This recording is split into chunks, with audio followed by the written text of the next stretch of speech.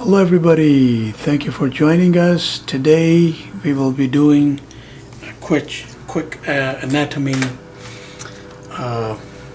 piece, and we're doing a crouching position.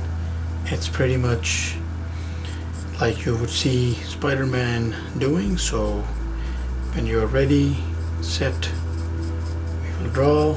I'm using this line as a base, and I'm using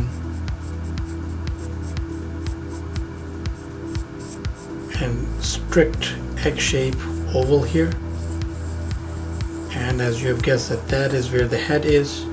I'm using very low eyes and nose and mouth there, very low, and that will be the top of the head. And then I'm going to do an arc right there. I'm going to do a circle right here. I'm going to do arc, circle, arc, and let's put an oval for now. I'm going to do a circle about that size, or an oval, and arc, circle, over here actually, arc, and an oval. So there's just a bit of foreshortening involved in this one, and we will see how we work that out. I'm going to make another arc here and another arc right there. So now that I'm ready to put in the details, I'm going to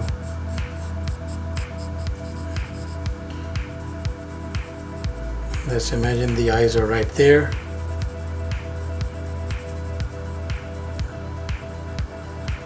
And the nose is right there. The ears would be somewhere around there from that perspective, from that angle. And the mouth will disappear right there. So that is one angle of the face. Now you could have him looking a little higher or a little lower, that is all up to you. And then I'm going to do this around that circle and put in a delt first, and you'll see that it helps in putting some precision into this. And there we have it, the forearm. And then of course 1, 2, 3, 4 and 5, that is the thumb. And if you would sketch this out, you would go something like that around those lines, right? So right behind him, right under all that, of course, which is pretty much compressed at this angle, everything else is not as visible. And again, as I said, that there is a little bit of perspective involved. And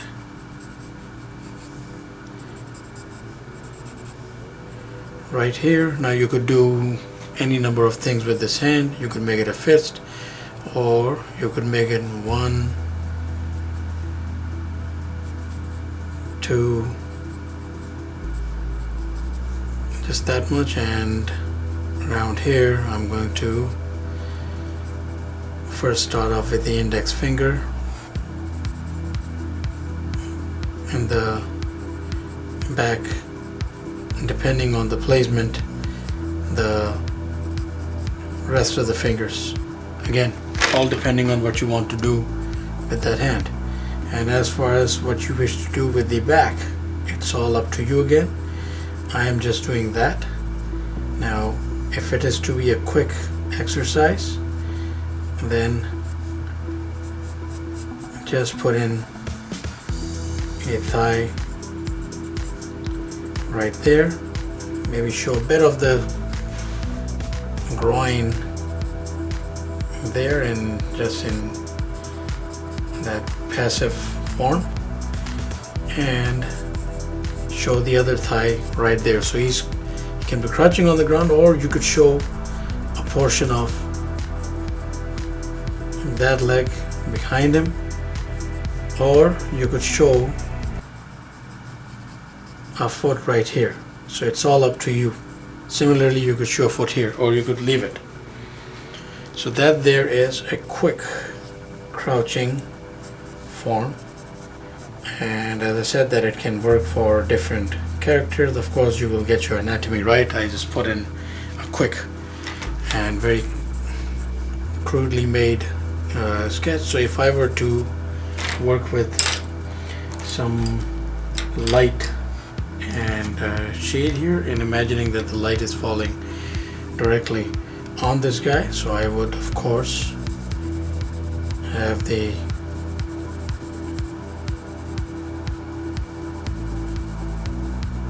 blacks in right there.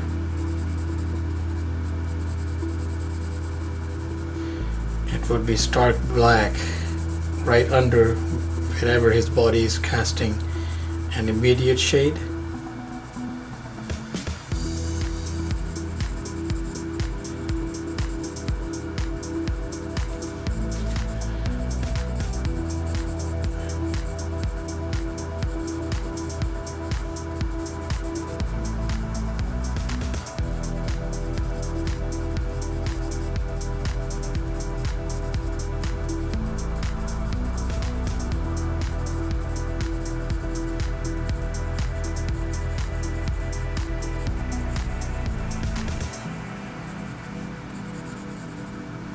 So although this is not essential practice, but I am just for the sake of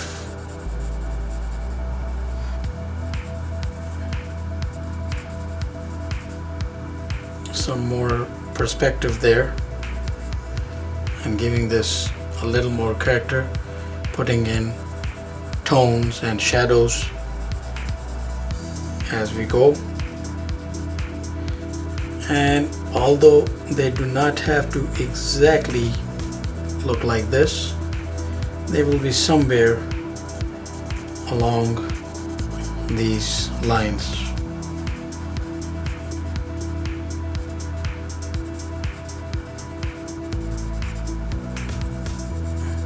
And I am giving a little more definition to that delt right there. And the knee right there, a little bit of thigh muscle there, a little bit of thigh muscle here.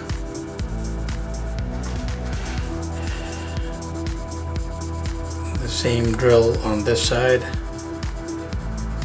So again, depending on how you would like to depict the character and what other aspects you would like to highlight. Let's say the ground is here.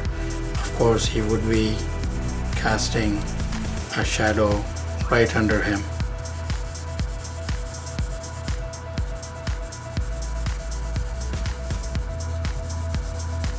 Always, if it is a primary endeavor, always try to use pencil. It's better. You'll find your work less cut out for you if you have to work with errors, and you will find it very easy to change them. So there it is, a quick particular crouching position. Thank you very much for watching. Please do subscribe, keep in touch. Have yourself a wonderful day.